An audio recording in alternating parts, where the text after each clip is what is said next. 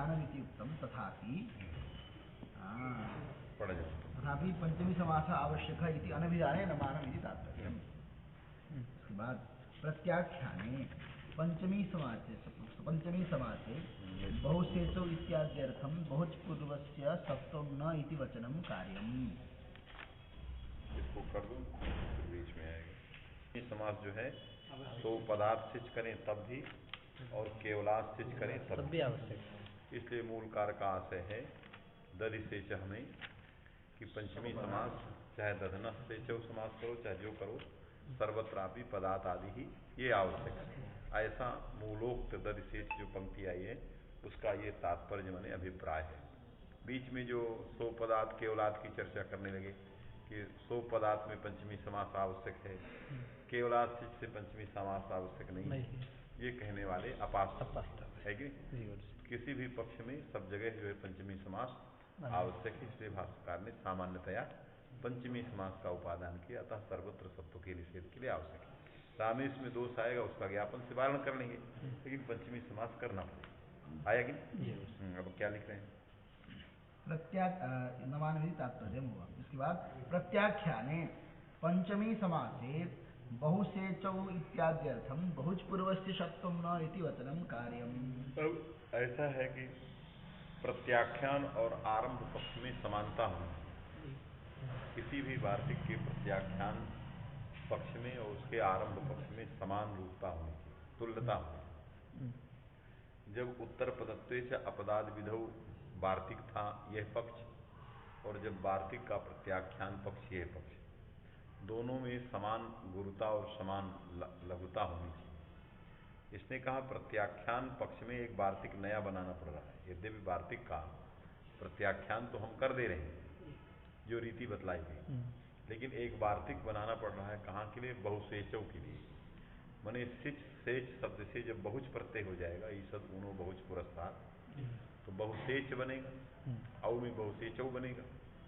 अब यहाँ पर बहुसेचौ में बहुच चूंकि पद ही नहीं है और पदार्थ परस्य है ही नहीं, माने सर्वनाम स्थान परे रहने पर पूर्वस्य पदम न भवती, तो सेच पद है नहीं। पीछे जो खंडन आया जैसा स्वादिष्ट असर्वनाम स्थानी के योग विभाग करके जो खंडन किया कि यकारादि अजादि परतः पूर्वम पदम न भवती तदपि पदम, तो बहुसेच भी पद नहीं है और सदघटक जो सेच है वो भी पद नहीं है। तो पदस्य आदि कहने से सत्व का निषेध आदेश प्रत्ययों से बहुसेचों में नहीं होगा। बात में कि नहीं होने लगे। यदि पंचमी समास मान भी लो पदार्थ तो बहुच पद नहीं प्रत्यय, कोई समास होता तब तो पद हो सकता है कि नहीं। इसलिए पदार्थ आदि कहने से भी बहुसेचों में सत्व प्राप्त है। किस पक्ष में प्राप्त है? प्रत्याख्यान पक्ष में लिख रहा है, प्रत्याख्यानी। जब उत्तर पदत्व रखते थे उत्तर पदत्व अपदाद विधौ, बात में कि नहीं, उत्तर पदत्व अपदाद विधौ उसमें बताएगा। अर्थात प्रत्याख्यान पक्ष में बहुसेचों में सत्व के निषेध करने के लिए एक अतिरिक्त खंडन कर देने के बावजूद भी एक वार्तिक बनाना पड़ेगा। क्या?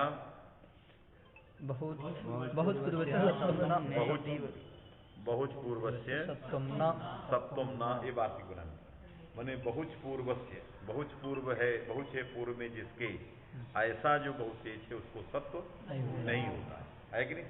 तो इसलिए बहुसेचों में सत्व का निषेध हो जाए। हाँ हमने शुरू कर दिया, आपको फोन किए थे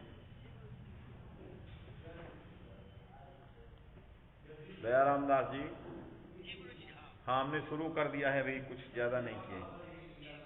चलिए, तो प्रत्याख्यान पक्ष में बहुसेचों में सत्व निषेध करने के लिए एक वार्तिक बनाना पड़ेगा, बहुच पूर्वस्य सत्वन्ना, ये वार्तिक बनाना पड़ेगा। ये गौरव है। किस पक्ष में गौरव है? प्रत्याख्यान पक्ष। और जब प्रत्याख्यान नहीं रहता है कि नहीं, जब प्रत्याख्यान नहीं रहता तब क्या करेंगे? उसके लिए क्या लिख रहा है, आगे लिख रहा है। प्रत्याख्याने पंचमी समासे बहुसेतो इत्याद्यर्थं माने पंचमी समास भवपूर्वस्य है सप्तम न इति वचनं तब भी कार्यं। वार्तिक करना पड़ेगा, क्योंकि पदार्थ परस्पर नहीं है। तत्रैव कुत्तवारणाय हाँ, तो बहुपूर्वस्य कहा च आपको भी करना अपदादिविधौ न पड़ेगा, इति वत्। इसलिए तुल्य हो जाएगा।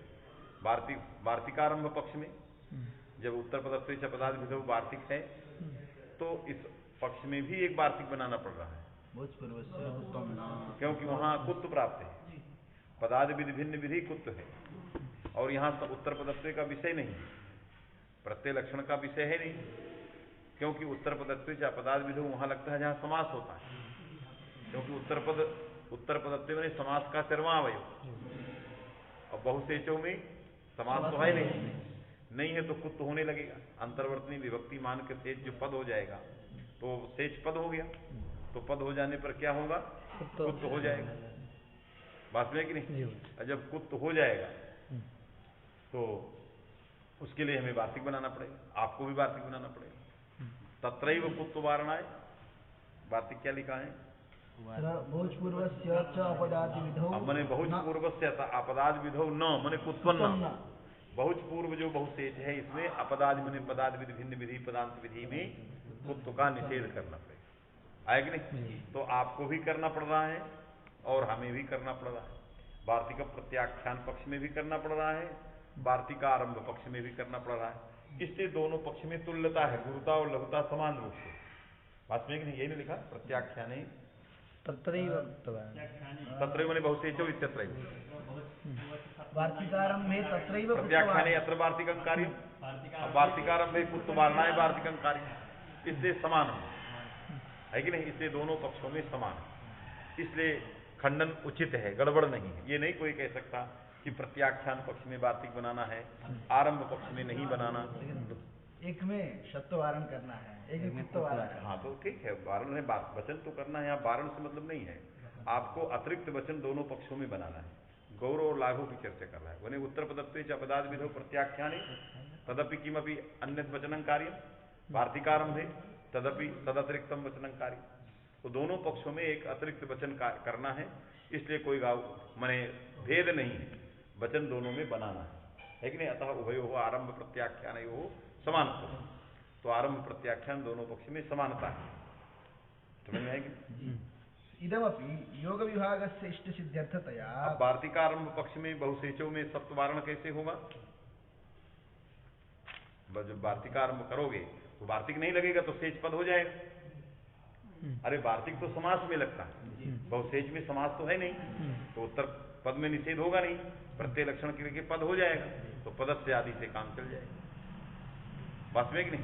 अब वार्तिक जब है ही नहीं है, वार्तिक जब है ही नहीं है तो बहुपद है। अब पंचमी समास पक्ष, उस पक्ष में पदस्य आदि पक्ष में तो सब तो निषेध हो जाएगा, लेकिन पंचमी समास पक्ष में नहीं होगा, पदार्थ क्योंकि बहुस्वर में नहीं, उसके लिए वचन करना पड़ेगा।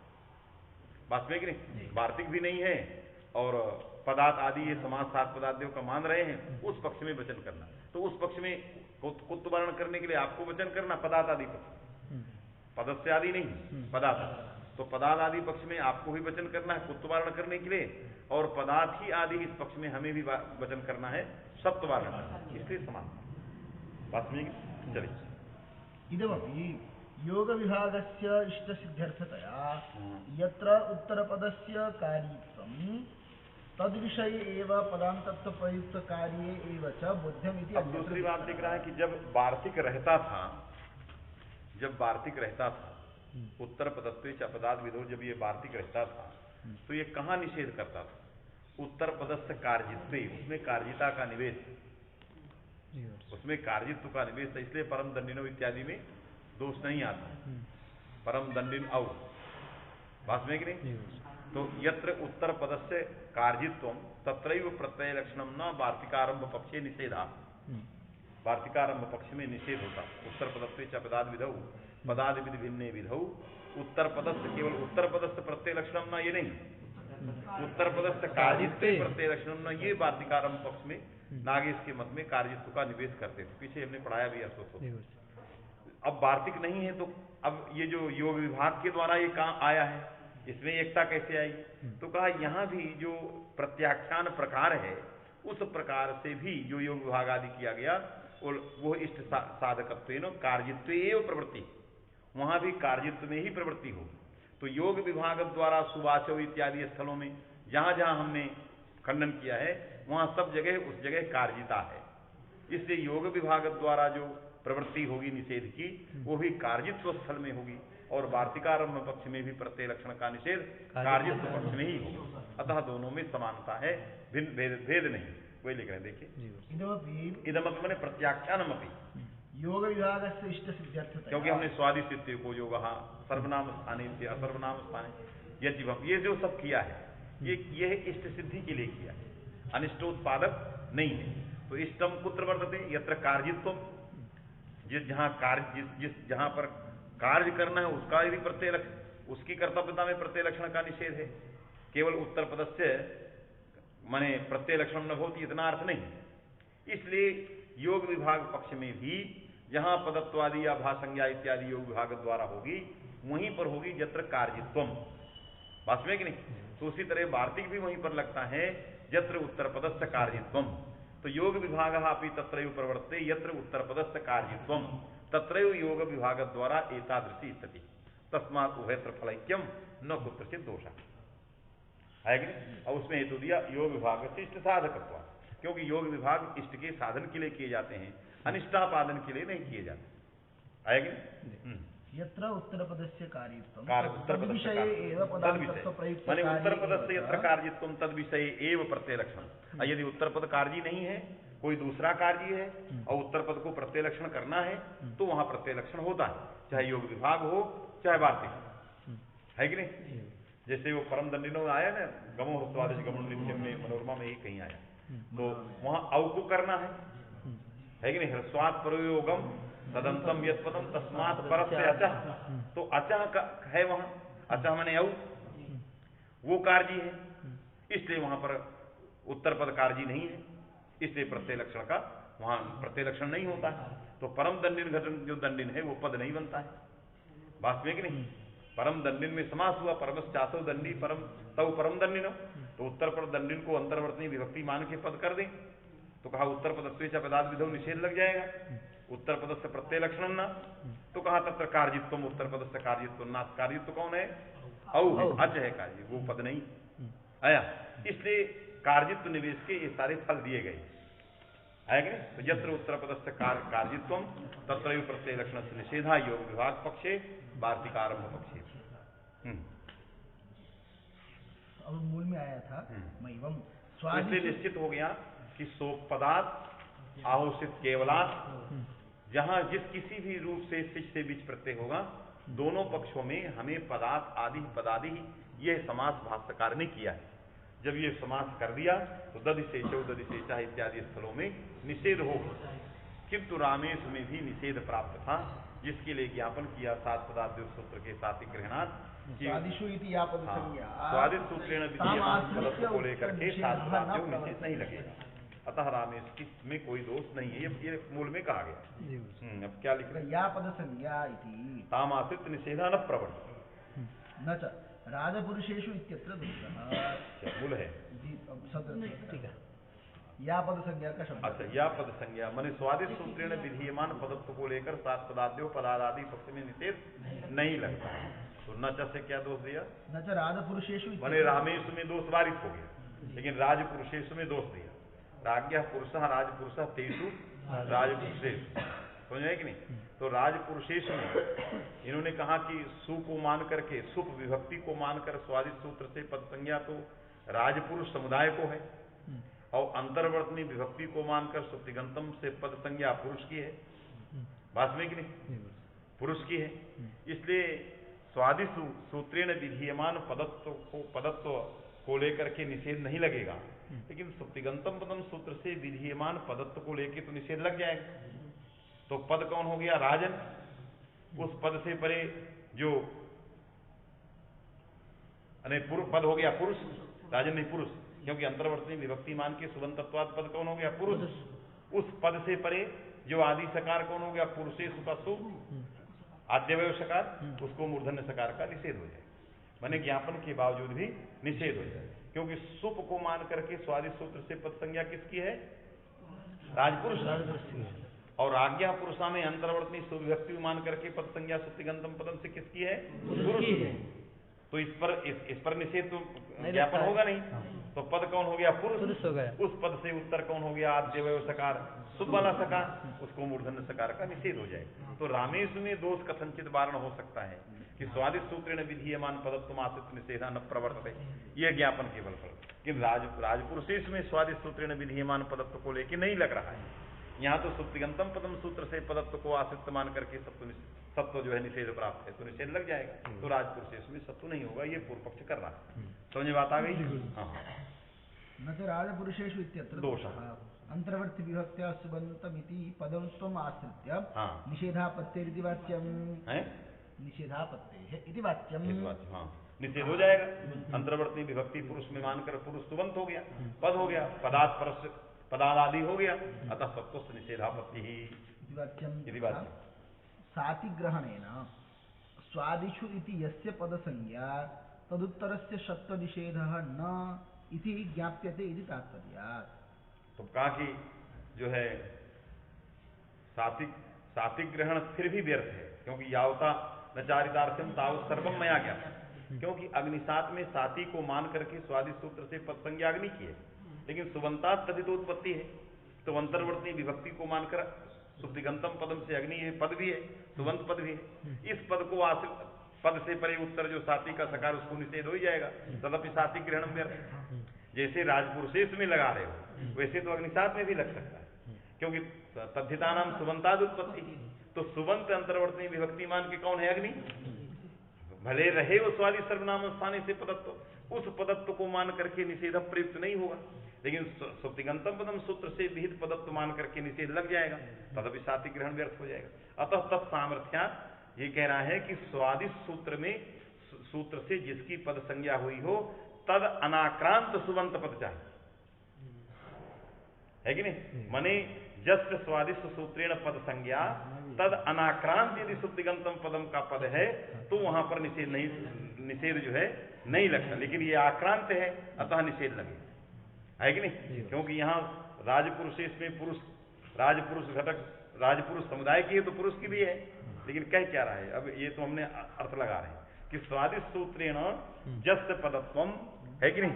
तत्रैव यदि वर्तते सुप्तिगंतम पदम तदा निषेधा न प्रवर्तते।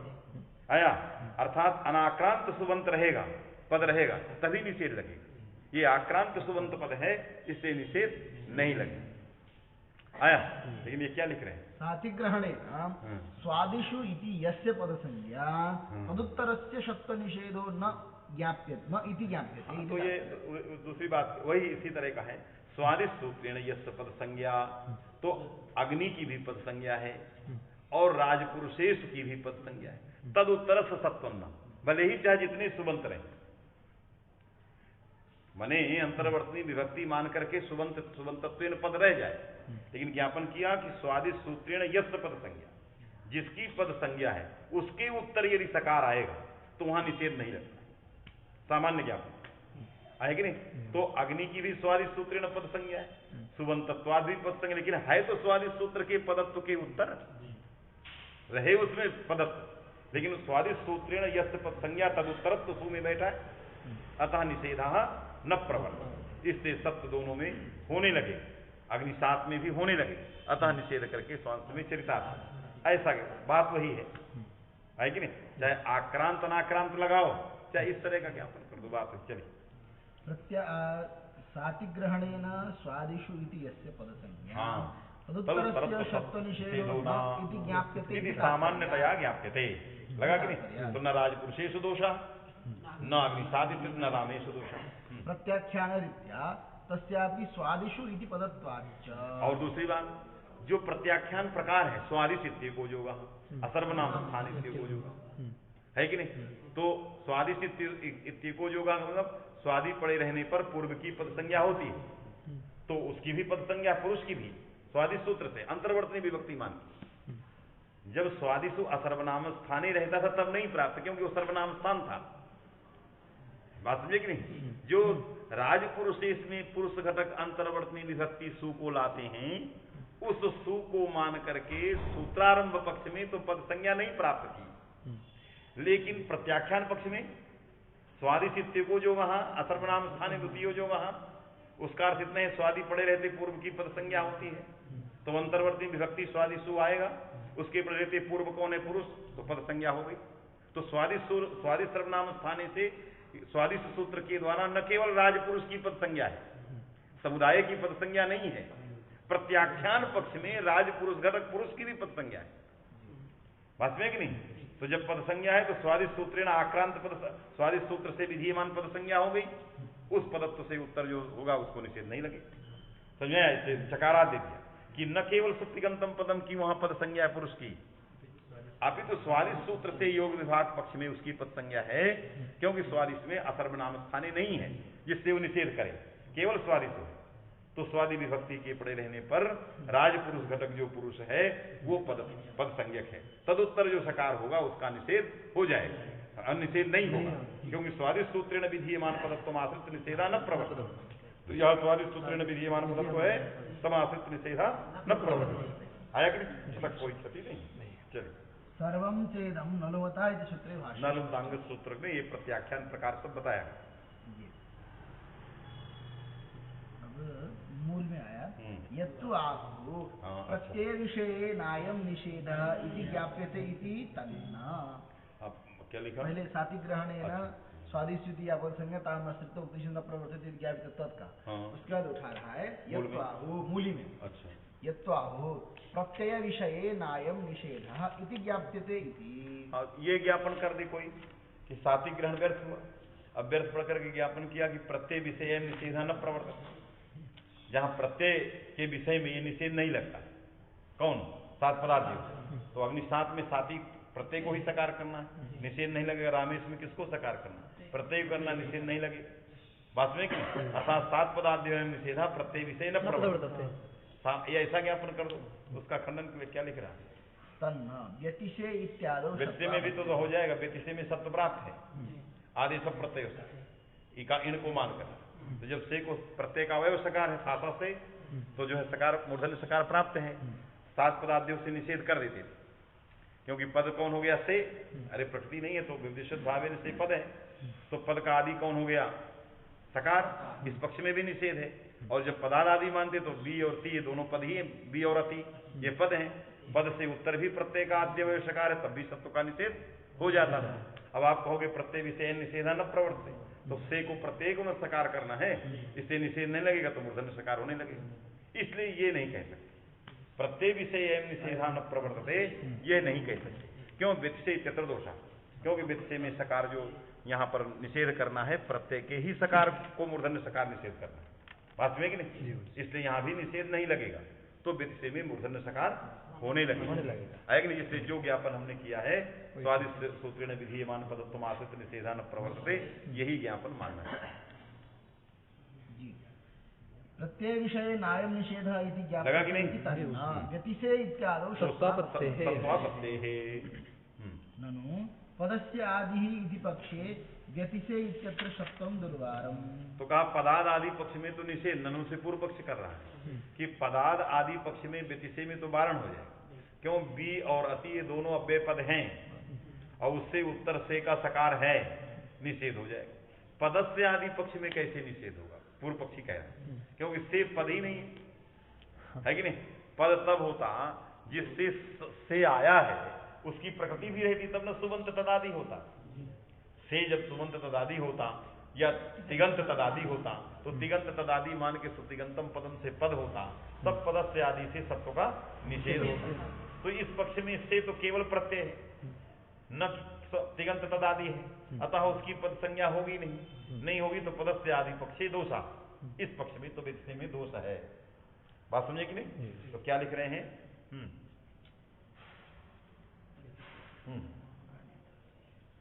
पढ़ो।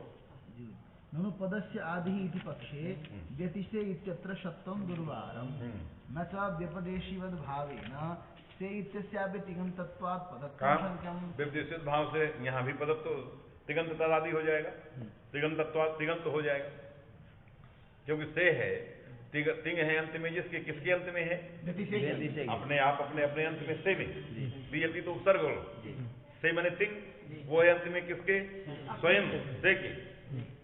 तो स्वयं हो गया तिगंत, पद संज्ञा हो गया, पदस्य आदि पक्ष में निषेध हो जाएगा, है कि नहीं? तो व्यवदेशत भावेनो निषेध माने तिगंत मान लेंगे।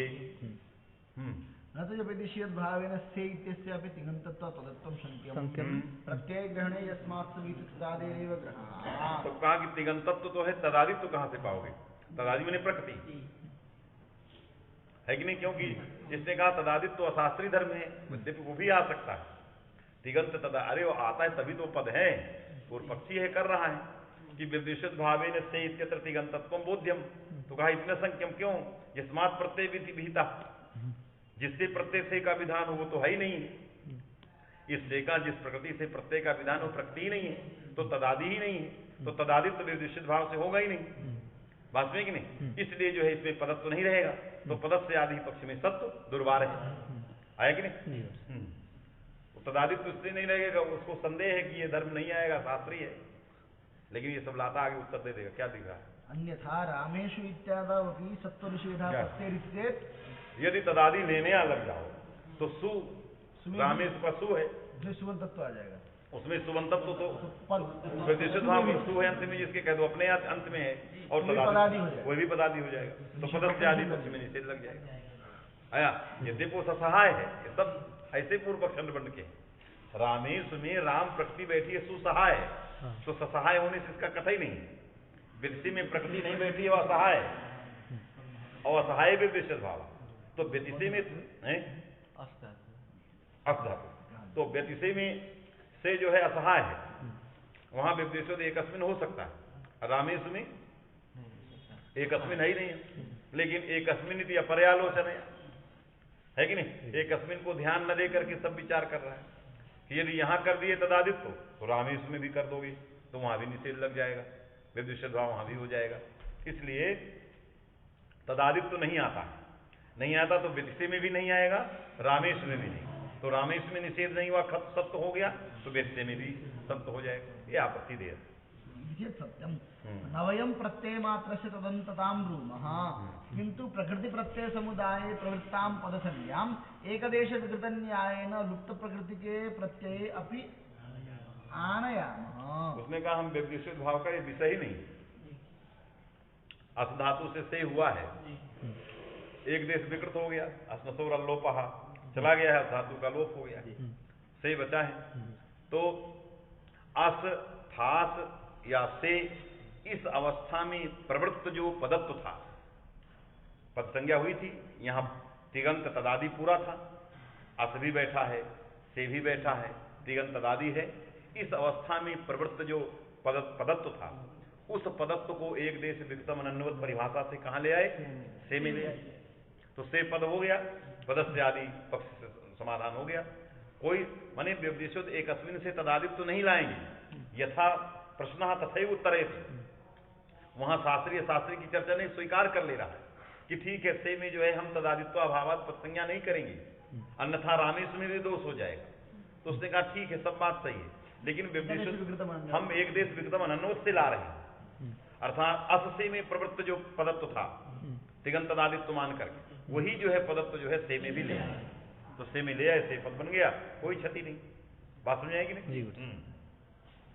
नवयम प्रत्यय मात्र से तदंतताम ब्रूमः, हम केवल प्रत्यय मात्र में तिगंतत्व तो नहीं कह रहे हैं, अभी तो एक देश में परिभाषया किंतु प्रकृति प्रत्यय समुदाय प्रवृत्ताम पद संज्ञाम एकदेश विकृत न्यायेन लुप्त प्रकृति के प्रत्यय अपि आनयामः। लगा कि नहीं? रामौ रामाः इत्यादवपि एकदेश विकृत न्यायेनैव पदत्वम्। कहां पर? रामौ रामाः इत्यादवपि एकदेश विकृत न्यायेनैव पदत्वम्। रामौ और रामाः क्यों? यदा कार्यम तदा संज्ञा, एकादेशात् प्रागेव पदसंज्ञा प्रवृत्ति। राम औ में वृद्धि एकादेश करने के पहले जो अलग अलग थे, प्रकृति और प्रत्यय जब अलग अलग थे, उस समय जो सुबंत तदादि था, उस समय प्रवृत्त जो पदत्व था, वो एक देश विकृतम अन्वत परिभाषा जो है रामों में ले आए, रामा में ले, पुरुषों दीर्घ के बाद भी ले आए, क्योंकि वहां एक देश विकृत हो गया, आकार चला गया, मिल गए सब, बात में कि नहीं? इसलिए राम औ इत्यत्र प्रवृत्ताया पद संज्ञाया एक देश विकृतम अन्वत परिभाषया रामो रामा इत्यत्रापि आनयामः, इसलिए कोई क्षति नहीं, यही लिख रहा है। रामो राम इत्यादि एकदेश विकृत न्याय पदत्वम एकदेशात् प्रागेव पदसंज्ञा प्रवृत्तेः न तो एकादेशे कृते सुप्तिगन्तम् इत्यस्य प्राप्तिरस्ति उभयतार्थे नान्तादि इति सिद्धान्तः। एकादेश करने के बाद न प्रकृति रह गई है न प्रत्यय रह गया, तो सुबंत आदि मिलेगा नहीं, उभयता आचरण कर नहीं सकते हो कि इधर ले आओ प्रकृतित्व उधर ले आओ तब प्रत्ययत्व जिससे सुबंत आदि बन जाए, वो नहीं कर सकते कि उभयता आचरण। इसलिए जो है एक देश विकृतमनन्वत परिभाषा का ही आचरण लेना पड़ेगा। सिद्धांत एक मूल भी तो एक वाक्य पढ़ लो। क्या है? यत्तु वदन्ति प्रकृति सन्निधाने प्रत्ययस्य पदत्वं नास्ति मंत्रेषु सर्वेषाम इत्यादि निर्देशादिति तन्मन्दम्। ये भी ठीक नहीं है। उन्होंने किसी ने कहा प्रकृति के सन्निधान में प्रत्यय में पदत्व नहीं रहता, क्योंकि व्यतिशय और रामेश में एक बनाया था। यदि से में तिगंतत्व मान लेते हो तो रामेश में मान लो। इसी को दृष्टिगत करके यत्तु इसमें लिख रहा है प्रकृति सन्निधाने प्रत्ययस्य पदत्व न भवति यथा मंत्रेषु इति उदाहरणार्थ सूत्र में है ना, मंत्रेषु मंत्रेषु आया है। मंत्रेषु में प्रकृति मंत्र बैठी, उसके सन्निधान में जो सुप्रत्यय है उसमें पदत्व न भवति। यदि कहाँ तो मंत्र है, तो मंत्र गोसा कहाँ खोज रहे सूत्र कौन सा है? मैंने बहुत सारे सूत्र हैं जिनमें मंत्रेषु आया। उन सूत्रों में सु जो ये प्रत्यय है वो प्रकृति के सन्निधान में था, तो विवदिशुद्ध भावेन सु में क्या नहीं था, पदत्व नहीं रहा, तो पदस्य आदि पक्ष में निषेध नहीं लगा। तो रामेश में दोष नहीं है, जो आप कह रहे थे कि निश्चय में मानोगे तो रामेश में भी दोष हो जाएगा, वो दोष नहीं है। इन्होंने निर्देश कर दिया प्रकृति सन्निधाने प्रत्ययानाम पदत्व विवदिशुद्ध भावेन न भवति। ये जो कहने वाले थे वो भी परास्त हो गए। क्यों? विवदिशुद्ध भाव प्राप्ति ही नहीं है, सहायत्वात्। ये ज्ञापन ये कहने की जरूरत ही नहीं। क्या लिख रहे हैं? कहा तन्मन्दम् उक्तरीत्या पदत्वाभावे न्याय व्यवदेशवद एकस्मिनिति रीत्यै माने एकस्मिनिति एकदेश विकृत न्याय नहीं या एकदेश विकृत न्याय नैव मूलोक्त कार्यं परिचालयामः, है कि नहीं? तत्र आवश्यकता नास्ति। क्या लिख रहे हैं? उत्तरीत्या पदत्वाभावे न्याय सिद्धे। हाँ ठीक है। उभयताश्रयणान्तरेव इति रीत्या पदत्वाभावे ज्ञापनस्य असंभवात् अनुपयोगः। माने ज्ञापन के असंभव ही है। माने कैसे ज्ञापन कर रहे हो, कौन व्यर्थ पड़ा, कौन ज्ञापन किया, है कि नहीं? और उक्त रीत्या माने उभयता आश्रय नान्तादिवत ये है, इसलिए जो है ये जब लग गया तो क्या नाम बात कर नहीं सकते, इसीलिए एक देश विकृतम अन्नवत से हम ले आए। अरे मंत्र और सु थे, इस एतस्याम अवस्थायाम प्रवृत्त जो पदत्व था वो मंत्र इसमें भी आ गया। मंत्र सु अविकृत अवस्था में जो पदत्व था वो विकृतावस्था में भी आ गया, तो इसी से कार्य चल जाएगा। इस तरह का ज्ञापन करने की आवश्यकता है ही नहीं और उसकी उपयोगिता नहीं आया कि नहीं? तो ये विचार तथैव है, नहीं तो एक अस्मिन लगाएंगे तो कोई विचार की आवश्यकता। अब व्यतिशय इति का शब्द रत्न चल रहा है। व्यतिशय यही है ना? यद्यपि व्यतिहारस्य अनेक कर्तृक क्रिया विषयत्वात् एकवचनस्य तत्र असंभवः। व्यतिहार किसको कहते हैं? कहाँ? अनेक कर्तृक क्रिया, अनेक कर्तृक क्रिया विषयः व्यतिहारः, है कि नहीं? अन्यस्य कार्यम अन्यः करोति, अन्यस्य योग्यम लौनम अन्यः करोति। तो लौन जो है अन्य विभिन्न कर्तृक क्रिया है। विभिन्न कर्तृक क्रिया जो लौन है उसका जो परस्पर परिवर्तन है यही व्यतिहार है। ये अनेक कर्तृक होता है।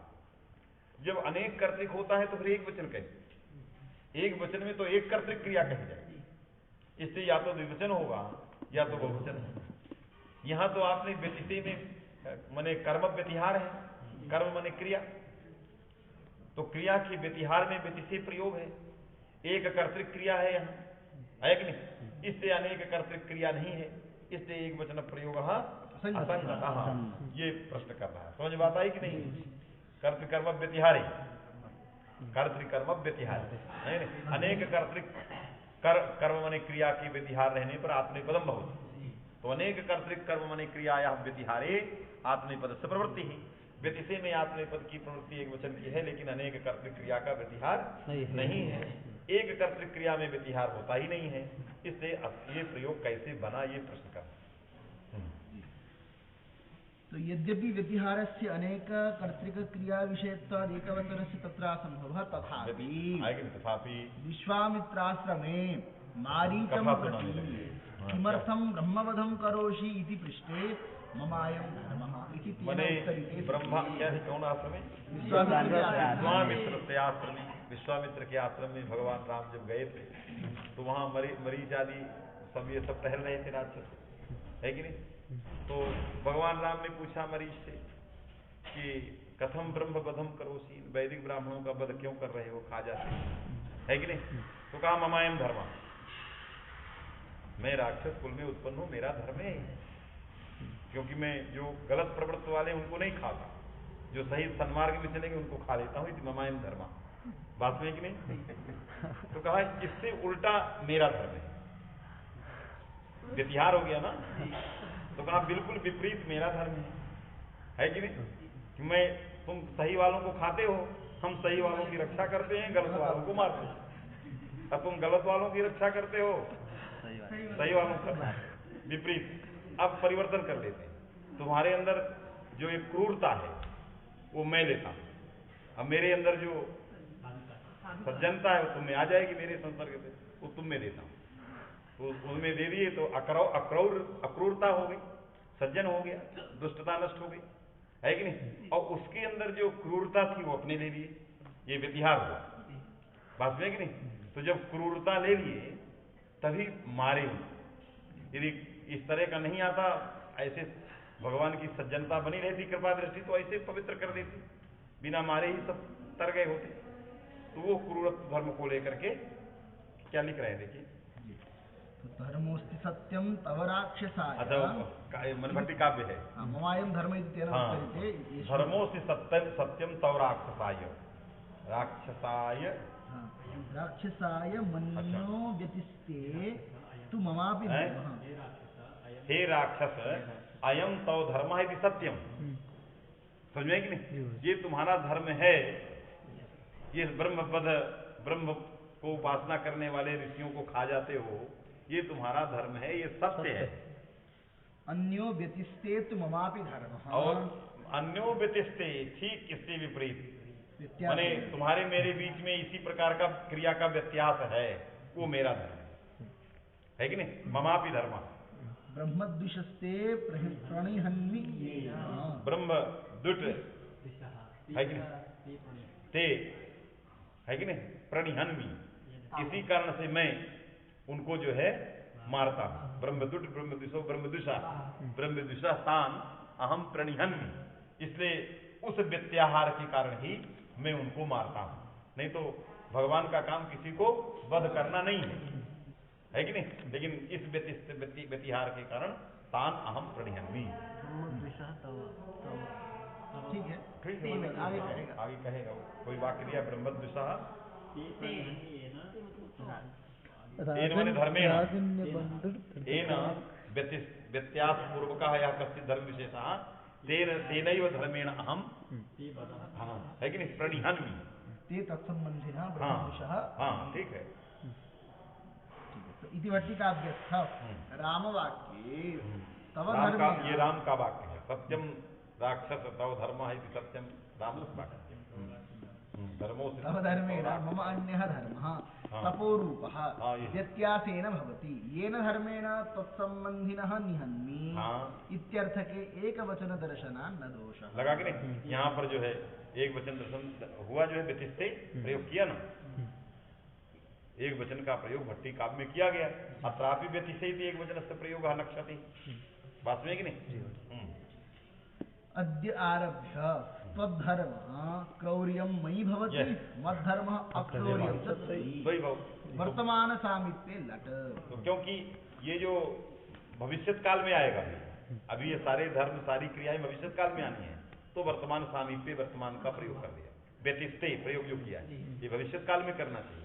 लेकिन भविष्य अर्थ में वर्तमान सामीप्य अर्थ में वर्तमान का प्रयोग करता है। रामबाणपातेन समुद्र समीपे पतितः मारीचः तपस्तचार इति तो रामायणे। आ गया तप, क्योंकि उन्होंने कहा मेरा धर्म करना तप है और तुम्हारा धर्म करना मारना है। तो जब उन्होंने बाण दिया तो तपस्चार, तो वो तप करने में लग गया। जो है क्या लिखा, राम बाण पाते न रामबाणपातितः मारीचः समुद्र समीपे तपस्तचार इति रामायणे प्रसिद्धम्। यदि रामायणे वाल्मीकि रामायणे प्रसिद्धम है कि नहीं? इसलिए व्यत्यास हुआ और उस व्यत्यास में एक वचन का प्रयोग किया गया है, इसलिए यहाँ भी एक वचन का प्रयोग हो सकता है। अन्य संबंधी क्रियाम इतरः करोति इतर संबंधिनीम अन्यः इति कर्म व्यतिहार संभवात् इति जयमंगला।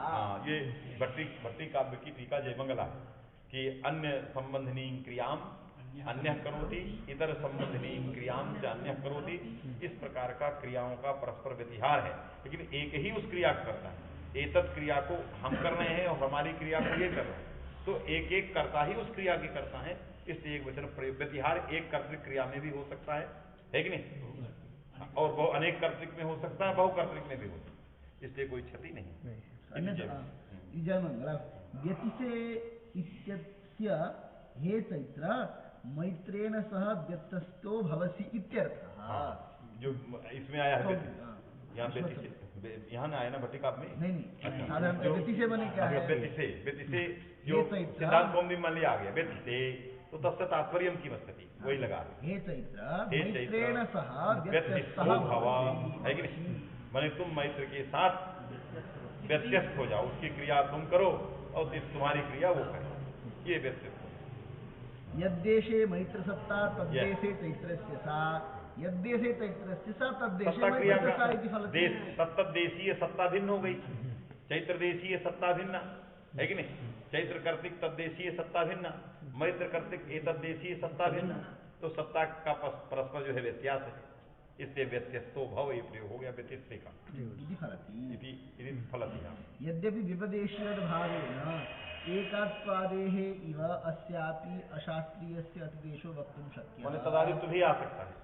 रामेषु इत्यादौ तु असहाया भावं न तत्र वृत्तिः, तथापि पूर्वपक्षयुक्तम् अभ्युपेत्यापि समाधातुः। एक देश युक्तम अन्यवत कहने की जरूरत नहीं है, लेकिन पूर्व पक्षी के गलत पक्ष को उठा करके ही, जैसे पूर्व पक्षी गलत है, जैसे पूर्व पक्षी गलत है, वैसे उसी दृष्टि से हम भी गलत उत्तर दे रहे हैं, उधर जाने की जरूरत नहीं।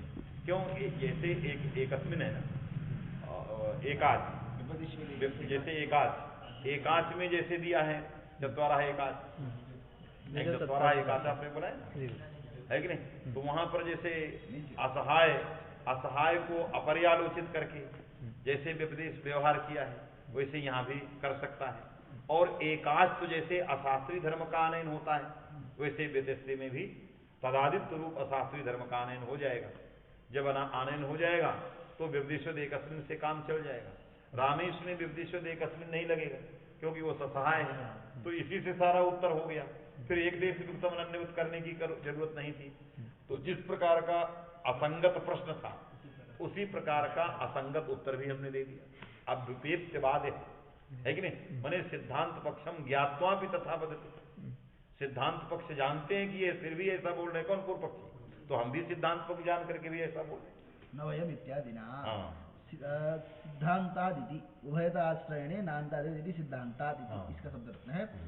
सुप्तिगंतम इत्यत्र यस्मात् प्रत्यय विधि इति अनुवृत्तेः इति भावः। क्यों सुप्तिगंतम पदम में जब तदादि है, सुबंत तदादि की पद संज्ञा, तो प्रश्न होगा कस्य तदादि ही, तो यस्मात् प्रत्यय विधि जाएगा, आएगा नहीं, यस्मात् प्रत्यय विधि जाएगा, तो मतलब तदादित्व आवश्यक है, आएगा नहीं।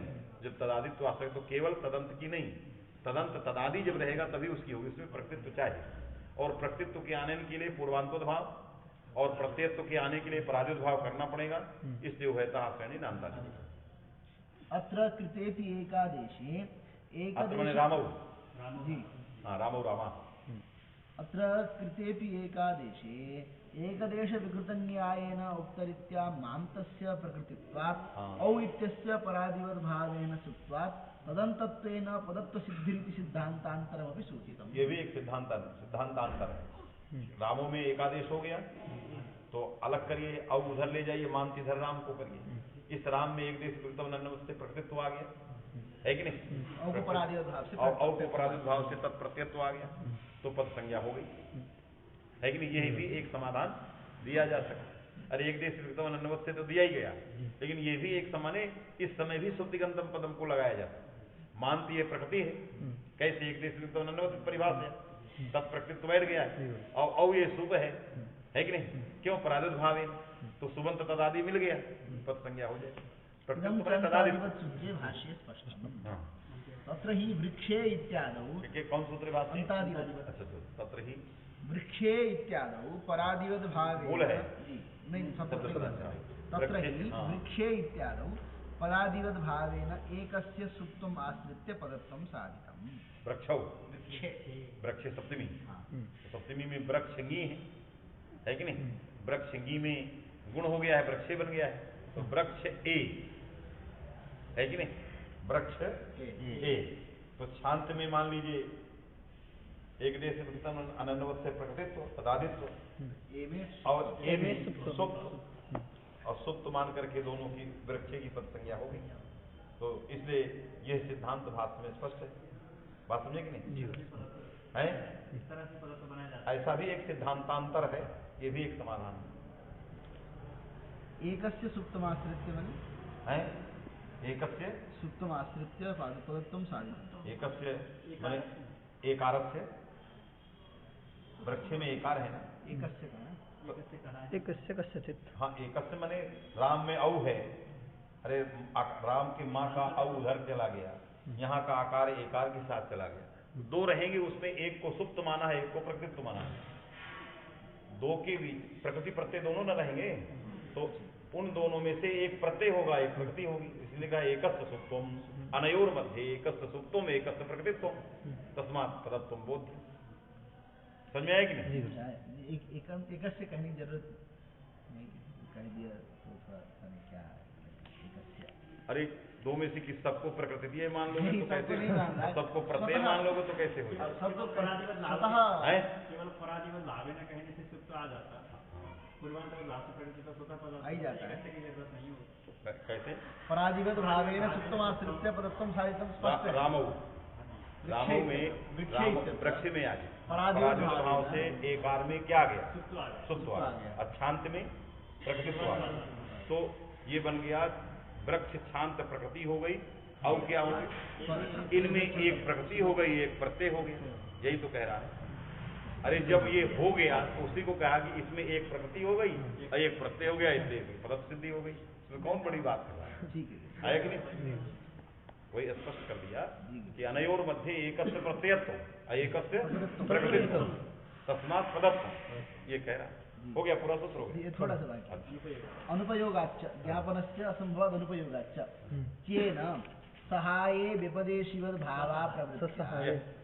क्या कहा? सहाय अनुपयोगाच्च में चकार है, सहाये हाँ, विपदेशिवद भावा प्रवृत्त्या तत्सन्निधाने तेषां पदत्वं नास्ति। लगा कि नहीं? क्योंकि सहाय में विवदेशित भाव नहीं होता, इसलिए मंत्री इत्यादि स्थलों में विवदेशित भाव होगा ही नहीं। बात में कि नहीं? इसलिए केवल सु में पदत्व सिद्धि नहीं होगी, रामेश में केवल पदत्व सिद्धि। आद्यंतवत् सूत्रस्थ भाष्योक्त एक पुत्रादि दृष्टांत बलेन तथैव लाभः। असहायत्व में लाभ, एकस्य पुत्र में विजाति कन्याओं के रहने पर भी यह व्यवहार होता है, इससे असहायत्व उससे स्पष्ट है कि जहाँ असहाय रहेगा वहीं विवदेशित भाव होगा, दृष्टांत माध्यम ज्ञात आएगी। सर्वाधीन। अच्छा जी, आदेश प्रत्यय हो गया, नया सूत्र है। तो सर्व शब्द का विवेचन कर, राम शब्द हो गया है कि नहीं? राम शब्द के बाद सर्व शब्द का सिद्धांत कौमुदी के क्रम में सर्व शब्द आया, उसी के लिए सूत्र है। सर्वादि गण में पढ़े गए जो शब्द हैं वो उसमें सर्वनाम संज्ञक होते हैं। सर्वनाम क्या है उसके लिए सूत्र बताया, सर्वादीनि सर्वनाम। इस सूत्र में दो पद हैं, सर्वादीनि ये प्रथमांत है और सर्वनामान ये भी प्रथमांत है। दोनों प्रथमांत पदों को स्थापित पदार्थों का परस्पर अभिधान्य है। जो सर्वादीनि शब्द स्वरूप है वही सर्वनाम है, और जो सर्वनाम है वही सर्वादिगण शब्द स्वरूप है। बात समझे कि नहीं? अब क्या लिख रहे हैं? सर्वादीनि इति तद्गुण संविज्ञानम। अब बहुवे ही समाज्ञानो बहुवी। तो सर्वादीनि ये जो शब्द है सर्वादीनि सर्वनाम संज्ञानि स्युः, ये व्यक्ति लिखा। सर्वादीनि सर्वनाम संज्ञानि स्युः, जो सर्वादि शब्द हैं वो सर्वनाम संज्ञक होते हैं। तो सर्वादि में समास है सर्वः आदि आद्यवयवः यस्य तेषां तानि। सर्वादि सर्वः आदि आद्यवयवः तेषां तानि समुदाय स्वरूपाणि, तानि समुदाय येषां यस्य समुदायस्य, सर्वः आदि आद्यवयवः यस्य समुदायस्य असौ समुदायः सर्वादि, तानि सर्वादि नपुंसकलिंग है शब्द रूपा समुदाय स्वरूपाणि, यानी समुदाय स्वरूपाणि, समुदाय घटका, समुदाय घटकानि तो अवयव समुदाय संज्ञा व्यक्ति हुई है तत्सद अवयवेषु विश्राम में दिया है कि नहीं, क्योंकि अन्न पदार्थ समुदाय है और सर्वस्यापि सर्वविध समुदाय से क्वचिदपि लक्ष्य संभवात् समुदाय घटकानां प्रत्येकम सर्वनाम संज्ञा, प्रत्येकम सर्वादिषु सर्वादिगण पठतेषु तत्शब्देषु विश्राम में। तो सर्वादि माने सर्व समुदाय घटका, सर्व शब्द घटित यह समुदाय तत्समुदाय घटकानि यानी शब्द स्वरूपाणि तानि सर्वनामानि संज्ञा सर्वनाम संज्ञानि स्युः। बात में कि नहीं, माने सर्व शब्द घटित जो समुदाय तत् घटक जो तत्त शब्द वो क्या कहे जाएंगे, सर्वनाम संज्ञक कहे जाएंगे। समझ में बात आ गई। तो यहाँ समास किया सर्वः आदि और यस्य समुदाय से आशय की नहीं। तो यहाँ अन्न पदार्थ समुदाय है और घटक पदार्थ जो है समस्यमान पदार्थ सर्व और आदि।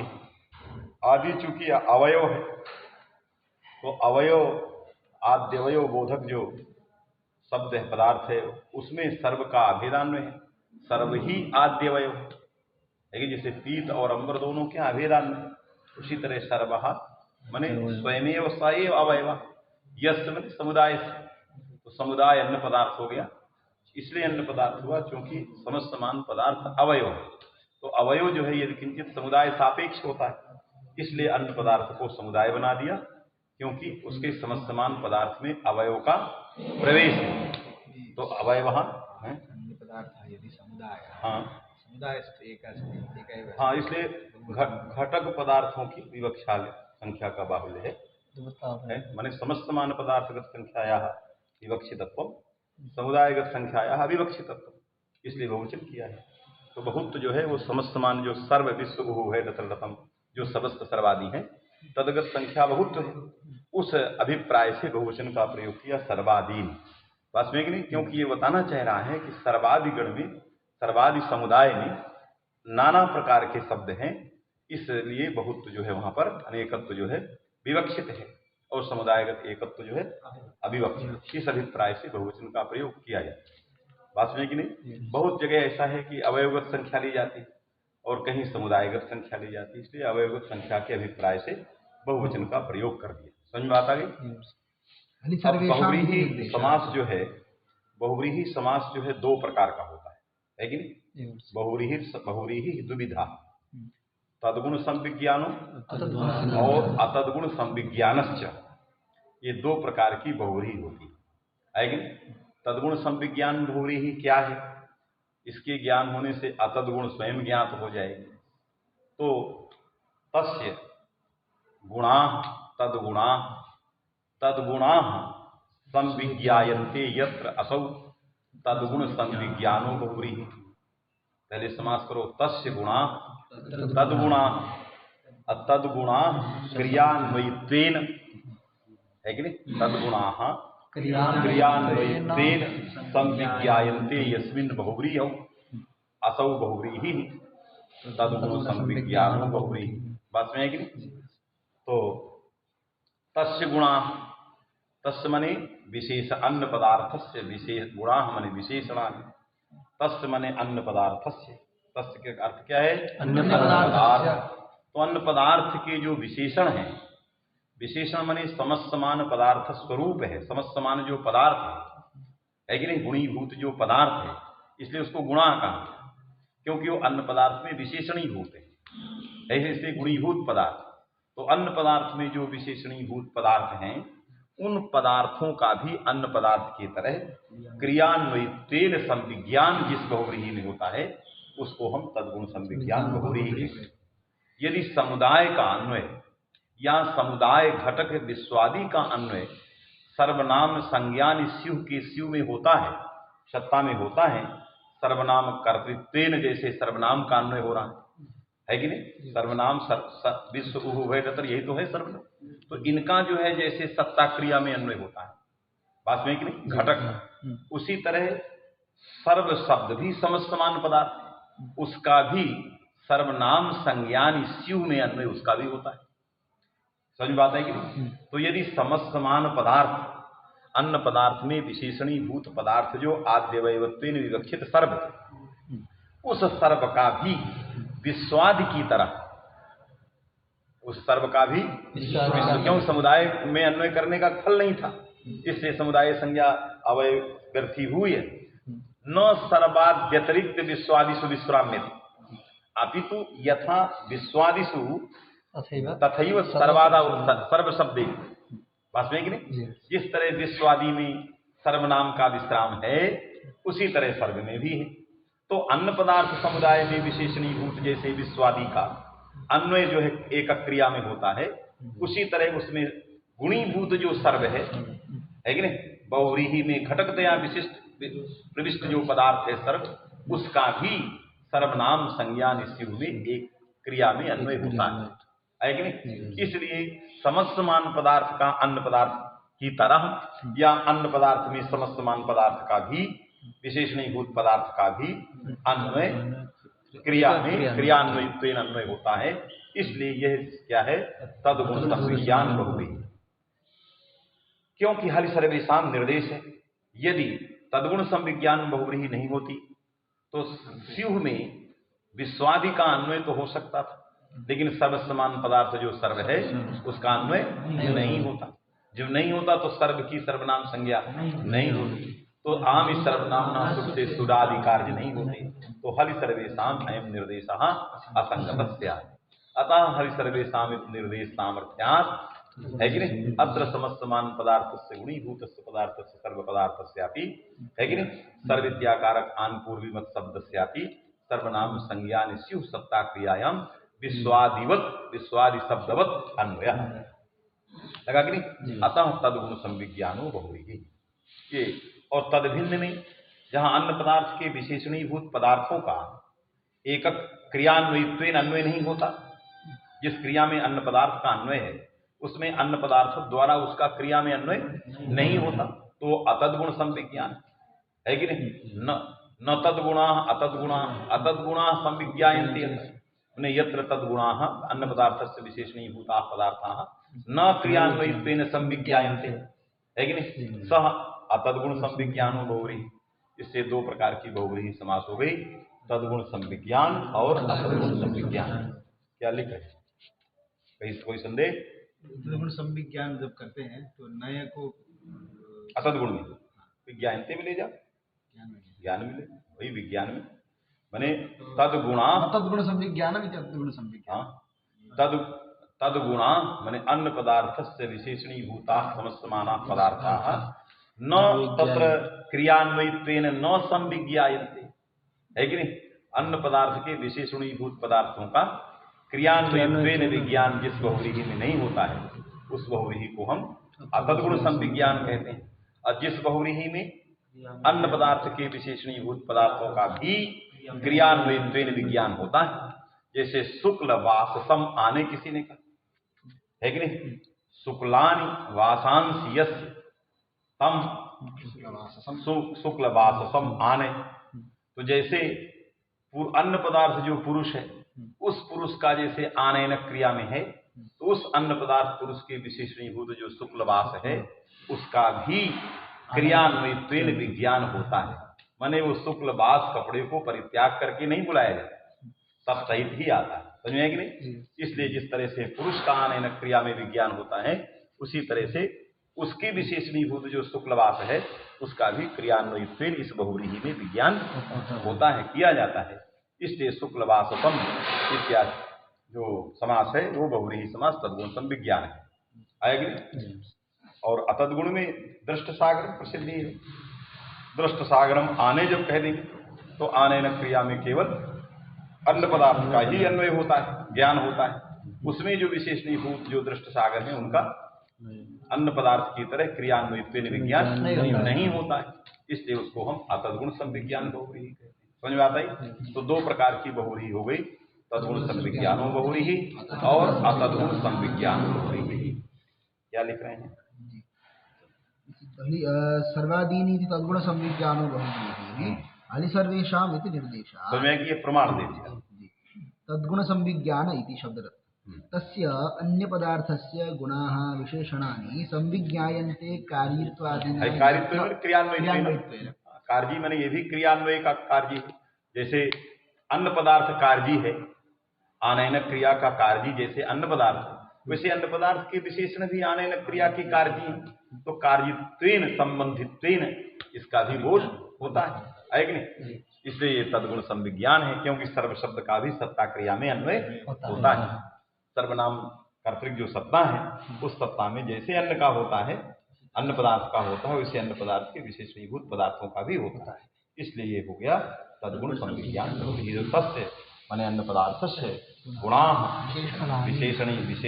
विशेषणीभूता पदार्था कार्यत्वेन संविज्ञायन्ते यत्र यस्मिन् बहुव्रीहौ असौ बहुव्रीहि तद्गुण संविज्ञानो बहुव्रीहि।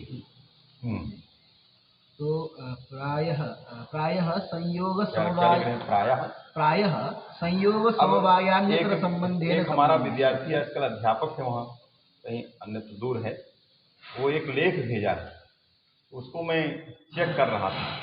तो तद्गुणमयन में ते चते गुणा कर दिया, मैंने अंडरलाइन तो कर दिया उसको। अभी उसको जो जितने गुरु जी के व्याख्यान हुए सबको छप रहे हैं। एक महीने में जो भूति पर जितने व्याख्यान है सबके लेख मंगाया, लोग धीरे धीरे भेज रहे हैं। तो उनको तो एक मासिक व्याख्यान के लेख आ जाए सब तो छप जाएंगे। उनका परिवार तैयार है, तो मैं उसको मंगवा रहा हूँ।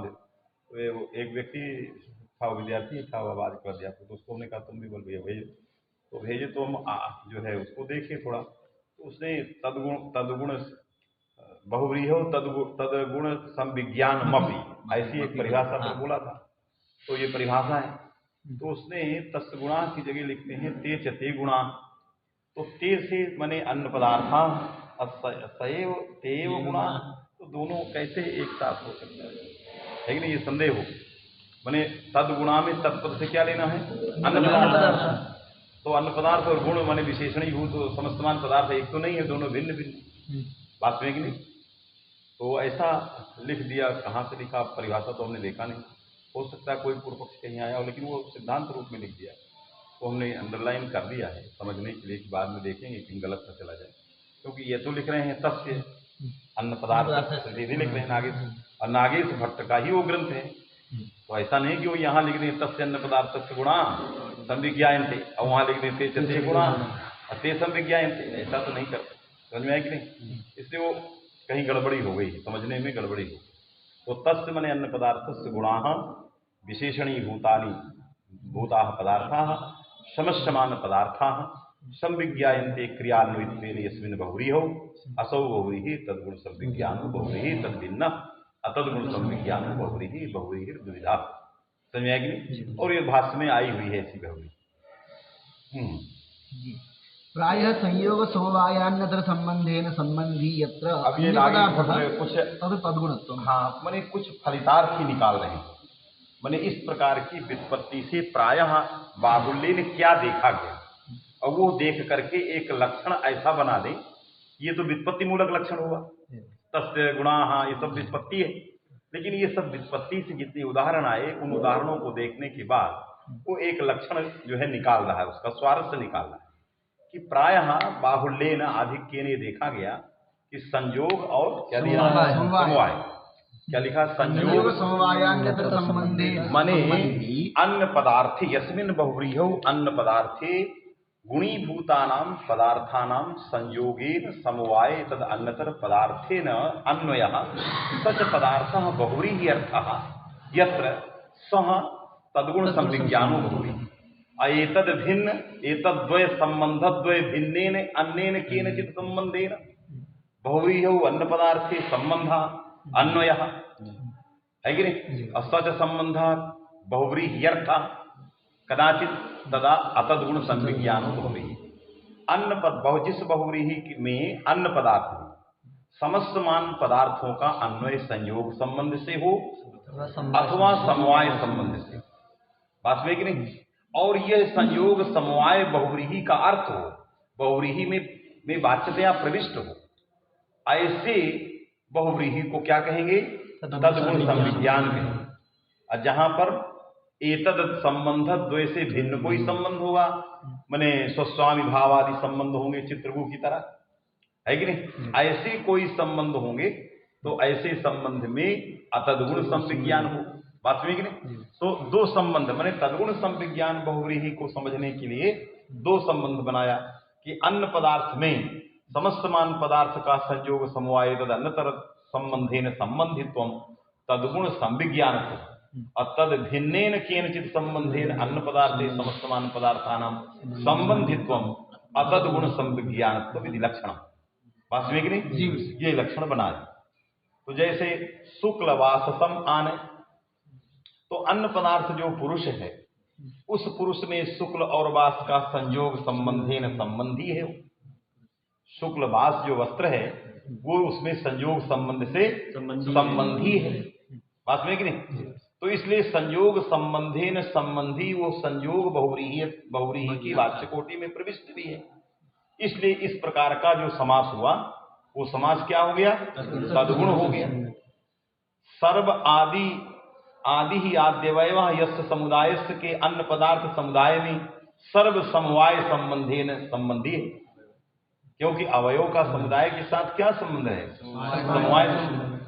तो आद्यवयो जो सर्व है समस्त मान पदार्थ, उस पदार्थ का अन्वय समवाय संबंध से अन्न पदार्थ समुदाय में, तो समवायेन संबंधी है और वो समवाय बहुव्रीहि की वाच्य कोटि में प्रविष्ट है।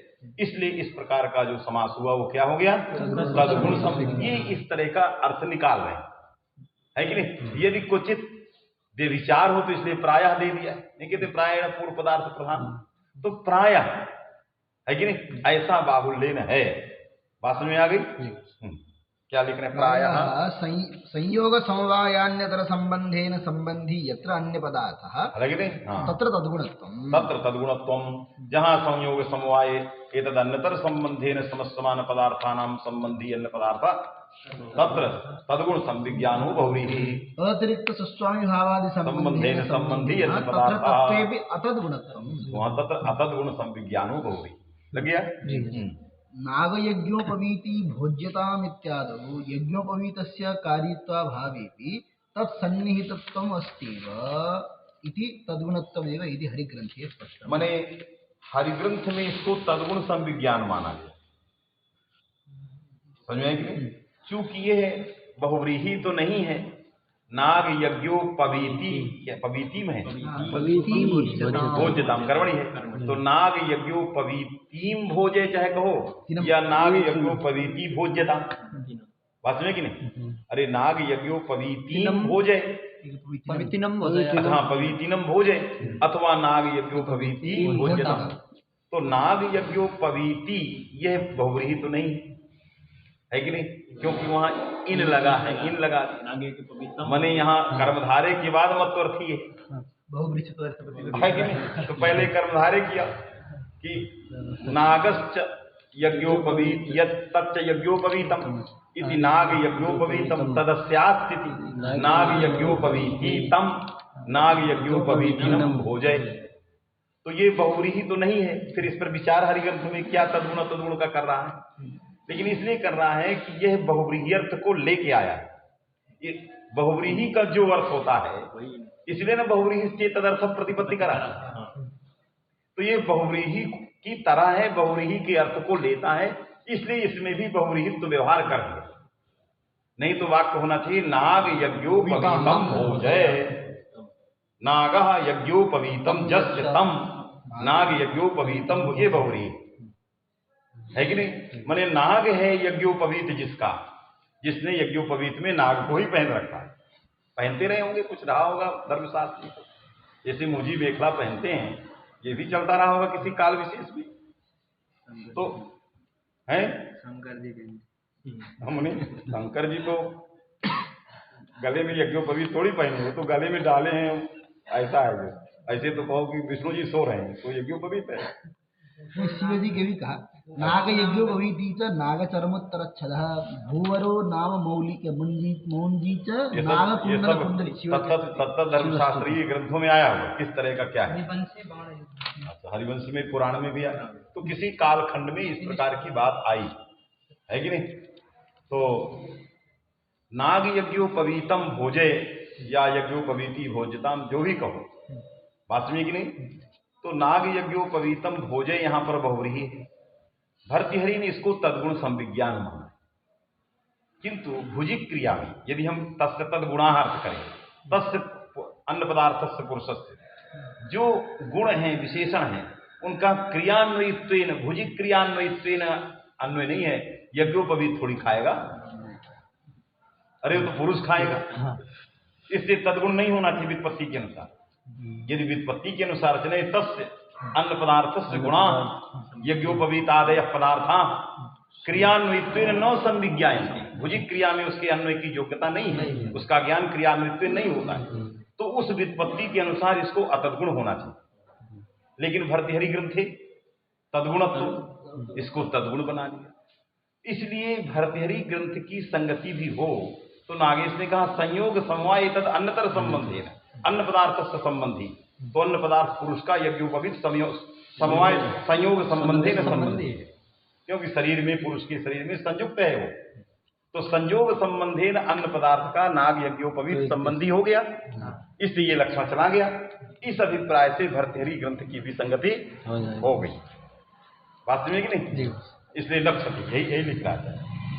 देखो, और नहीं तो वो कहेंगे न कर्मधारयान मत्वर्थीय बहुव्रीहि चेतदर्थं प्रतिकृतिकरः इति दृष्ट्या इदं वाक्यमसाधु, तथापि अशुभवतः इति भाष्य प्रयोगात् उचित लाघवस्यापि अनादरत्वं सूच्यते लक्ष्यते।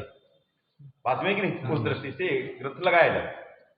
चलिए, नागयज्ञोपवीति भोज्यता वित्यादौ यज्ञोपवीतस्य कार्यत्वाभावेति। यज्ञोपवीत कार्य नहीं है, क्रिया का अन्वयी नहीं है।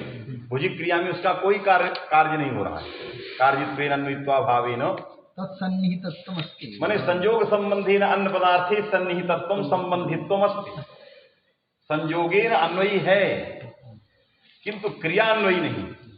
तो लक्षण क्रियान्वयी को लेके नहीं बनाएंगे, नहीं तो भर्तृहरि ग्रंथ जो है असंगत। बात समझे कि नहीं। इसलिए संयोग समवाय तद अन्नतर संबंधी, अन्न पदार्थ संबंधी है कि नहीं, उसको हम तद्गुण करेंगे। इससे इसमें चला जाए। समझ बात आ गई कि नहीं। इति हरि ग्रंथे मैंने भर्तृहरि ग्रंथ द्वंद्वे च इति। अच्छा, ये हो गया पूरा। अब क्या देख रहे हैं, द्वंद्वे च इति। अच्छा, तदन्तस्यापि इयं संज्ञा द्वंद्वे च इति ज्ञापकात्। द्वंद्वे च सूत्र के ज्ञापन से सर्वादीनि सर्वनामानि न केवल सर्वादिगण पठित शब्द स्वरूपों की सर्वनाम संज्ञा करता है, अपितु सर्वाद्यंत जो सर्वादि हैं उनकी भी सर्वनाम संज्ञा करता है। क्योंकि सर्वाद्यंत का सर्वादिगण में पाठ नहीं है, परम सर्व का सर्वादिगण में पाठ नहीं है। तो परम सर्व घटक सर्व सर्वादि हो सकता है, परम सर्व कैसे सर्वादि। तो परम सर्व की सर्वनाम संज्ञा नहीं होगी, इसलिए लिख रहा है। इसलिए अव्यय सर्वनाम तदंतस्य किम प्रयोजनम इति भाष्ये, तो कहा सर्वनामाव्यय संज्ञा प्रयोजनम। तदंत विधि का क्या प्रयोजन है, ये प्रश्न किया है तदंत से कि तदंत विधि का प्रयोजन क्या क्या है। तो सर्वनाम पहले लिखा, सर्वनाम अव्यय संज्ञा ऐसा वार्तिक बनाए, तो सर्वनाम प्रयोजन है। यदि तदंत विधि नहीं होती, सर्वादि सर्वाद्यंत परक नहीं होता, तो फिर परम सर्व अति सर्व की सर्वनाम संज्ञा कैसे होता है कि नहीं। इसलिए तदंत विधि का प्रयोजन है कि सर्वाद्यंत सर्वनाम भी हो जाए। तो ये तदंत विधि तदंत की सर्वनाम संज्ञा करेगा, माने अर्थ होगा सर्वादि सर्वादीनि सर्वाद्यंतानि च, है कि नहीं। अब ये अर्थ करना पड़े कि सर्वादीनि सर्वाद्यंतानि शब्द स्वरूपाणि, शब्द स्वरूप को अध्याहार करके सर्वादीनि को विशेषण करो, तदंत विधि करो। इन विधि तदंत है कि नहीं। तो सर्वादीनि अलग रखो और सर्वाद्यंतानि यानि शब्द स्वरूपाणि तानि सर्वनाम संज्ञानि। तो शब्द स्वरूपमिति अध्याहृत्य तत्र विशेषणत्वेन तदंत, तत्र प्रमाणम किमस्ति, तो कहा द्वंद्वे चैति ज्ञापका, द्वंद्वे चय ज्ञापन करता है। इसके उत्तर सूत्र द्वंद्वे है, वो कहता है क्या है, द्वंद्वे चय इसके उत्तर में सूत्र है, वो कहता है द्वंद्व सर्वनाम संज्ञको न भवति, द्वंद्व की सर्वनाम संज्ञा नहीं, अर्थात द्वंद्व जब समास होगा तो उसकी सर्वनाम संज्ञा नहीं होती।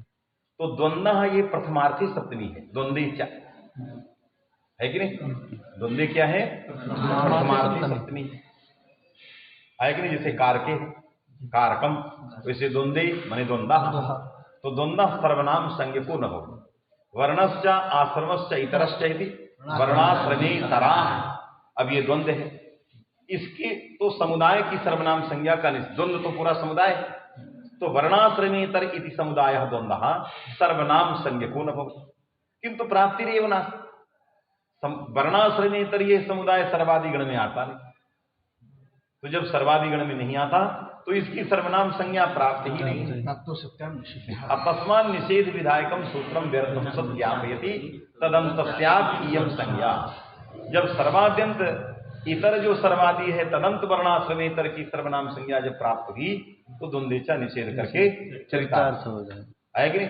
इसलिए द्वंद्वेच्छा में कहा गया समुदाय से वयम निषेधा नत्व अयवानाम, उसी की मूल में कहा गया द्वंद्वेच्छ सूत्र का जो सिद्धांत पद्धति का परम जो मूल था कि द्वंद्वेत निषेधा समुदाय से वयम निषेधा नत्व अयवानाम, फलाभाव, अवयव की सर्वनाम संज्ञा का निषेध नहीं किया, कोई फल नहीं, क्योंकि वर्णाश्रमेतर में इतर की सर्वनाम संज्ञा यदि निषिद्ध भी हो जाए तो वर्णाश्रमेतर समुदाय की है कि नहीं, हो जाएगी, यदि हो जाएगी तो सर्वनामना परस अवर्णांतात् परस्य सर्वनामनो भीतस्याम सुठ होने लगे, वर्णश्रमेतराणाम की जगह वर्णश्रमेतरेषाम बन जाए अवयव के निषेध के बावजूद, क्योंकि वहां लिखा है सर्वनामनो भीतस्य, तो सर्वनाम समुदाय से भी और वो सर्वनाम है, तो वर्णश्रमेतरेषाम बनने लगे। अब वर्णा क्या है, वर्णश्रमेतराणाम, और जब अवयव की निषेध नहीं करते समुदाय की करते तो अवर्णांत अंग से पर है लेकिन सर्वनाम से भीत नहीं है, क्योंकि समुदाय की संज्ञा का हम निषेध कर दिए। अवयव से अवयव का सर्वनामत्व बैठा है लेकिन अवयव से वो भीत ही नहीं जिससे सुट हो जाए, क्योंकि इसकी वृत्ति है अवर्णांतात् परस्य सर्वनामो भीतस्य, तो समुदाय से भीत है, समुदाय का सर्वनामत्व निषिद्ध है। यदि समुदाय का सर्वनामत्व निषिद्ध नहीं होता, अवयव का सर्वनामत्व निषिद्ध होता, तो अवयव के सर्वनामत्व निषिद्ध होने पर भी समुदायगत सर्वनामत्व से विहित आम को सुट होने लगता, तो अवयव के निषेध का कोई फल ही न रह जाता, बात में कि नहीं। इसलिए वर्णाश्रमेतरेषाम ये न बने, वर्णाश्रमेतराणाम इत्येव भाष्य प्रयोगः, इसलिए समुदाय से एवं निषेधः न त्वयवानाम, इसीलिए प्रथमार्थे सप्तमी, क्योंकि समुदाय की सर्वनाम संज्ञा का निषेध, नहीं तो द्वंद्वे यदि प्रथमार्थे सप्तमी नहीं होती तो द्वंद्वे माने द्वंद्व समासे घटकानि यानि सर्वादीनि, घटकतया पठितानि यानि सर्वादीनि तानि सर्वनाम संज्ञकानि न स्युः, ये अर्थ बदल, क्योंकि घटकत्वम सप्तम्यर्थ, अब तो द्वंद्वे की सप्तमी का सप्तम्यर्थ क्या होता है, घटकत्व। यदि घटकत्व होता तो उसमें घटक इतर है, तो इतर की सर्वनाम संज्ञा का निषेध करने पर भी सुट होने लगता समुदाय को, इसलिए उसको क्या माना गया, प्रथमार्थे सप्तमी, इसीलिए तो द्वंद्व सती क्या है, तो भी कोई सप्तमी का अर्थ तो करोगे ना, माने द्वंद्व सती तो द्वंद्व तो हो चुका है, सती क्या वर्णाश्रमेतर अत्र द्वंद्व, द्वंद्व सती माने द्वंद्व रहने पर हाँ हो गया, सती वर्णाम संज्ञा नहीं होगी, किसकी इतर की, अरे सर्वाधीन की न कहोगे, द्वंद्व सती सर्वाधीन सर्वनाम नामा न शिव, तो द्वंद्व के रहने पर सर्वादि कौन है, इतर, तो नहीं होगा, तो भी समुदाय की तदंतस्यापि हम संज्ञा हो जाएगी, तो जब समुदाय होगा तो सुट हो जाएगा। इसलिए द्वंद्वे सती, द्वंद्वे घटक, द्वंद्व घटकत्व सप्तम्यर्थ, विषयत्व सप्तम्यर्थ, ये सब मानने पर भी दोष है, इसलिए क्या कहेंगे, द्वंद्व माने प्रथमार्थी, नहीं तो प्रथमार्थी सप्तमी का क्या मतलब है कि, और भाष्य प्रयोग भी है, वर्णाश्रमेतराणाम इति भाष्य प्रयोग, दक्षिणोत्तर पूर्वाणाम, ऐसे बहुत भाष्य के प्रयोग है। तो ये सारे प्रयोग तभी सिद्ध होंगे जब आप समुदाय की सर्वनाम संज्ञा का निषेध करेंगे, और समुदाय की सर्वनाम संज्ञा का निषेध करने के लिए हमें क्या चाहिए, जो है प्रथमार्थ विशेष, समझ में आएगी नहीं, या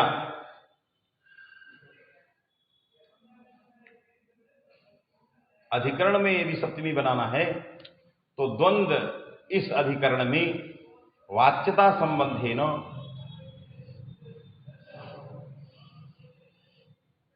सर्वनामत्व न तिष्ठति, है कि नहीं? सर्वनामत्व नहीं रहे, द्वंद्वे सर्वनाम, क्योंकि द्वंद्व तो सर्वनाम का बोधक हो जाएगा। यदि समुदाय की सर्वनाम संज्ञा वर्णाश्रमेतर हो जाए तो किसका उपस्थापन करेगा? सर्वनाम है क्या ना उपस्थापन? भाई संज्ञा संगी, सर्वनाम संज्ञा है, यदि संज्ञा बैठ जाएगी, संज्ञा बैठ जाएगी तो क्या करेगा? या वास्तविक नहीं, तो यदि बैठेगी तो उससे उपस्थापन हो जाएगा संगी, तो उसमें या कहेगी द्वंद्व इत्याकार के अधिकरण ही है कि नहीं? वाच्य जो होगा वो वाच्यता संबंध से उसमें नहीं बैठे, तो नहीं बैठेगा तो सर्वनाम तुम न स्थापित, तो उसकी माने सर्वनाम संज्ञा नहीं हुई। तो इसे क्लिष्ट प्रयोग की अपेक्षा यही कहें प्रथमार्थे, जो ग्रंथकार लिख रहे प्रथमार्थे सप्तमी अर्थात द्वंद्व समुदाय संज्ञा सर्वनाम संज्ञा को न हो, बात में कि नहीं?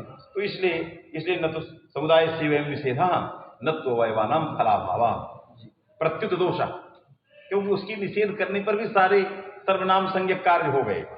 सर्वनामनास्मयी अवर्णांतात परस्य सर्वनामनो वेतस्मयी क्या हो गया कि वर्णाश्रमेतर अवर्णांत से पर और समुदाय के सर्वनाम से वेद अवयव का निषेध करते रहो, बात समझे कि नहीं? इसलिए फलाभावात यहां निषेध अवयव का नहीं, तभी ये ज्ञापन बन गया। तदंतस्यापीयम संज्ञा द्वंद्वे चैत निषेध ज्ञापका, ये सब सिद्धांत कौंदी में मूढ़े में सब आया है। चलिए अब आया द्वंद्वे चेत, अब यहाँ क्या कह रहा है? सच सही समुदाय से निषेध न तो अवयवानां विधि वक्ष्यते। माने द्वंद्वे च सूत्रेण जो निषेध है कस्य निषेधा सर्वनाम संज्ञा कस्य समुदाय से वयम निषेधा। आगे ये आगे आएगा जब द्वंद्वे च कह रहे हैं बताए, तब हम बताएंगे कि समुदाय का निषेध क्यों होता है। आया मैंने अवयव से न बहुत ही फलाभावात, अभी यही लगा न च तदंत विधिम विना समुदाये संज्ञा प्रसक्ति अस्ति इति भाव। माने जब तक सर्वादीन में शब्द स्वरूप का अध्यहार करके तदंत विधि नहीं करोगे तब तक समुदाय में सर्वनाम संज्ञा नहीं प्राप्त है। न प्रसक्ति अस्ति तस्मात् निषेध विधायकम सूत्रम व्यर्थम संज्ञापेति तदंत संज्ञा लग गया। तदंत संज्ञायाः किं फलम? तो कहा तदंत की सर्वनाम संज्ञा हो ही गई, तदंत की सर्वनाम संज्ञा यदि हो ही गई तो उसका फल क्या है कि नहीं? तो परम सर्व की यदि परमश्चासो सर्वा परम सर्वा यदि हो ही गई तो क्या फल? तो कहा अस्मयी फल है, कहा वो तो अपने आप हो जाएगा। क्यों? परम सर्वस्मयी, हाँ परम सर्वस्मयी फल नहीं रहा, इसलिए आगे दे रहा। क्यों? परमश्चासो सर्वा परम सर्वा में यदि समुदाय की सर्वनाम संज्ञा न हो, अवयव की ही हो, तो उसका तो यही है सर्वनामना परस्य अवर्णांता सर्वनामना, उस वृत्ति के अनुसार लिख रहा है। अवर्णांता सारी वृत्तियों में भी केवल एक जगह सिद्धांत कौमुदी में पूरे आम ही सर्वनामना को छोड़कर कहीं विहित नहीं दिया है, जबकि सब में देना चाहिए। तो वृत्ति ने लिखा अवर्णांता सर्वनामना परस्य ज्ञेय, तो अवर्णांत सर्वनाम हुआ नहीं परम सर्व, अवयव की सर्वनाम संज्ञा तो है, समुदाय की न रहे तो अवर्णांत सर्वनाम हो गया सर्व, उससे परे है कि नहीं ज्ञेय, अस्मयी हो जाए, परम सर्वस्मयी बन गया। क्या जरूरत है समुदाय की सर्वनाम संज्ञा करने? तब उसके लिए फल लिख रहा, जहां पर ये काम नहीं करना कुछ और करना हो। क्या लिख रहा है? आप विहित दे देंगे तो विहित दे देंगे तो नहीं, भेद दे दोगे तो नहीं हो, तो भेद नहीं न दिया, लिखा तो इतना है, भेद तो हम आपको समझा रहे हैं। अंगाधिकारे वास्तविक नहीं, वृत्ति तो यही लिखा अवर्णांता सर्वनामना परस्य, अब उसमें अंग का अधिकार है, उसमें अंगस्य का अधिकार है, माने अवर्णांत जो अंग तस्मात् परस्य सर्वनामनो भी, तब इसमें परम सर्वस्मयी फल बनेगा। वास्तविक नहीं, अंगाधिकारे तदंत विधि नहीं तत्सिद्धे है, क्योंकि अंगाधिकारे तदंत विधि ये लिख दिया, अंगाधिकारे तदंत विधि नहीं तत्सिद्धे है।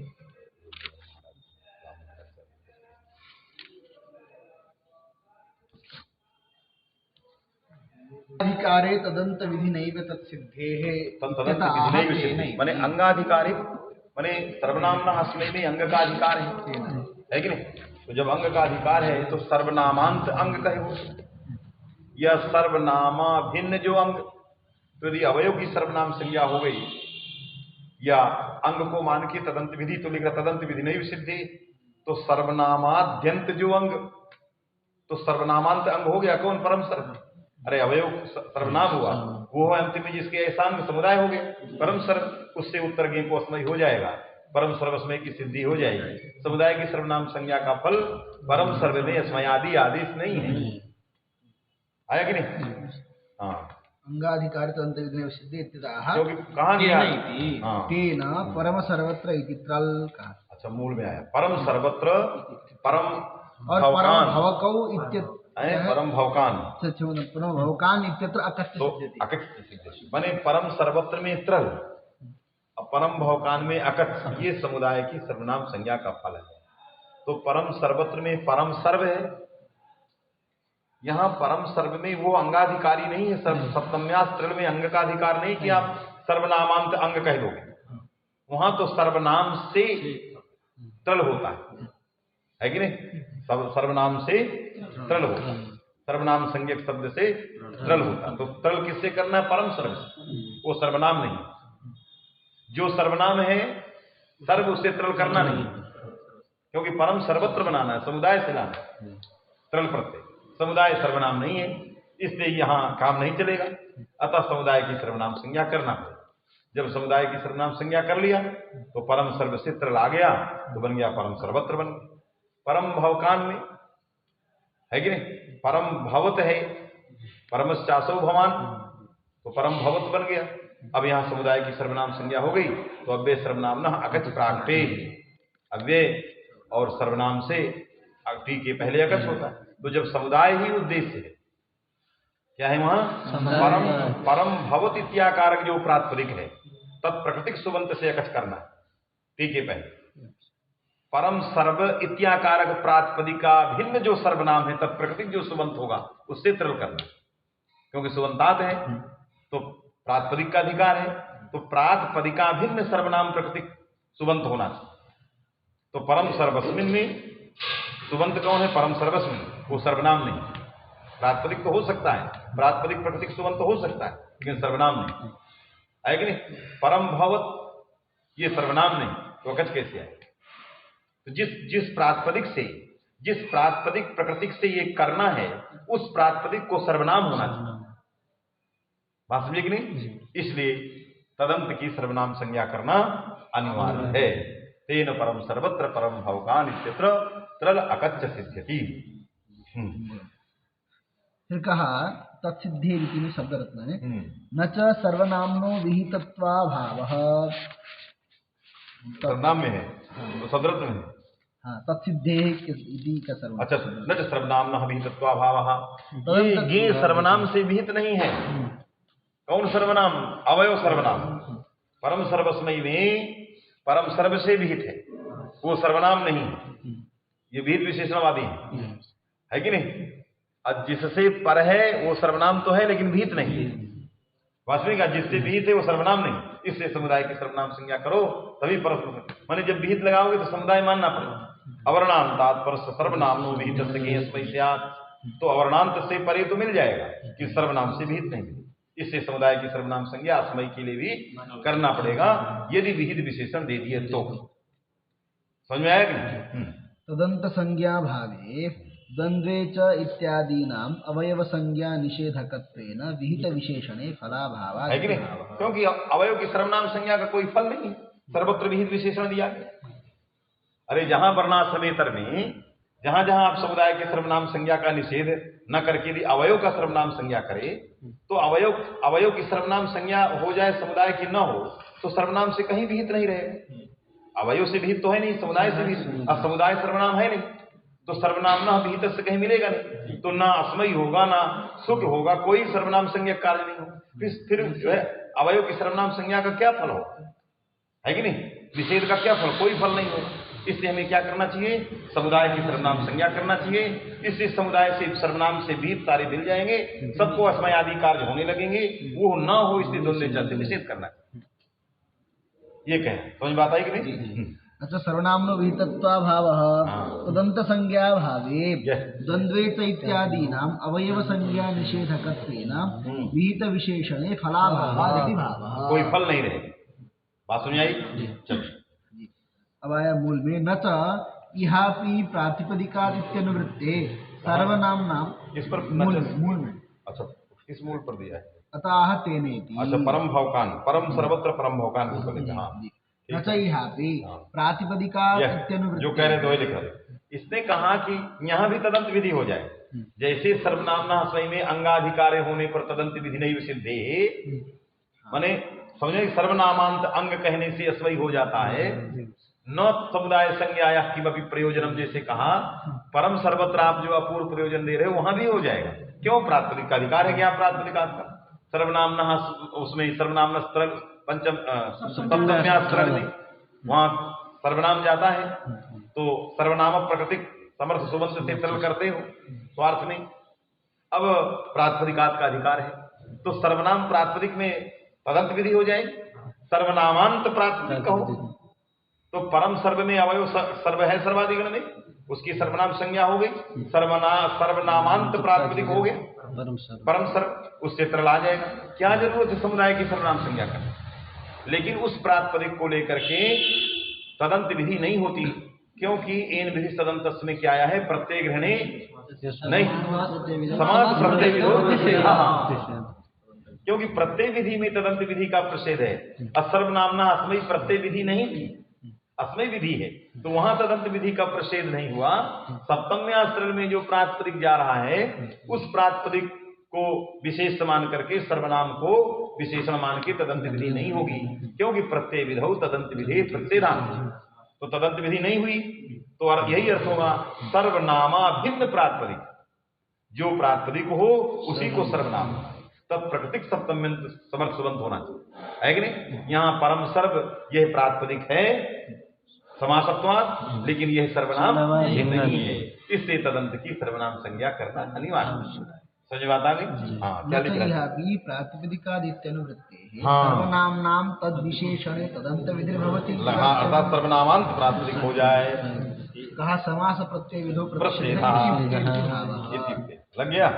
इसलिए मूलोक्त फलम साध तदंत विधे समुदाय संज्ञा करणस्य मूलोक्तम फलम साध। अकच्च इति परम भवकान के अकच्च सिद्ध्यति। चकारात परम सर्वतः तसिल पंचम्या तसिल, वहां भी सर्वनाम जाता है। जो तरल की स्थिति है वही तसिल की है, तो परम सर्वतः परम सर्वत्र तरल और तसिल दोनों सिद्ध हो गए जब समुदाय के सर्वनाम। न तो तसिल आता, न तो तरल आता, न तो अकच आता, इसलिए समुदाय से यम संज्ञा है कि नहीं? समुदाय की भी सर्वनाम संज्ञा होगी, दोनों चाहिए आपका। अवयव सर्वनामत्वेन तो न निर्वाह, अवयव सर्वनामत्व से निर्वाह नहीं होगा। परम सर्वनाम जैसे अवयव सर्वनामत्व से तरल का निर्वाह नहीं होता, वैसे अवयव के सर्वनामत्व से तसिल का भी निर्वाह नहीं होगा, तब समुदाय की सर्वनाम संज्ञा करनी चाहिए। सर्वनाम प्रकृतिक सप्तम्याद्यंतत्वा भाव, क्योंकि सर्वनाम प्रकृतिक सप्तम सप्तम सप्तम्यं तत्व नहीं, वो प्रातिपदिक प्रकृतिक हो जाएगा। न पंचमी है न सप्तमी है, इसलिए सर्वनामा भिन्न प्रातिपदिक होना चाहिए। प्रातिपदिक प्रकृतिक जो पंचमी या सप्तमी अंत में रहे वो सर्वनामा भिन्न प्रातिपदिक प्रकृतिक है। तो समुदाय में सर्वनाम नहीं रहेगा तो तदभिन्न प्रातिपदिक प्रकृतिक नहीं कही जाएगी, इसलिए समुदाय की भी सर्वनाम संज्ञा करना अत्यंत अपेक्षित है। समझ में बात आ गई?